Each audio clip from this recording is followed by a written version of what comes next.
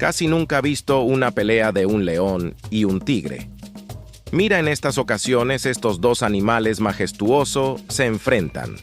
Pero son unas peleas muy breves pero emocionantes al ver estos dos felinos.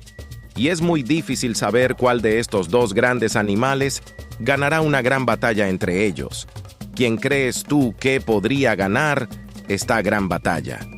¿El león o el tigre? Déjamelo saber en los comentarios.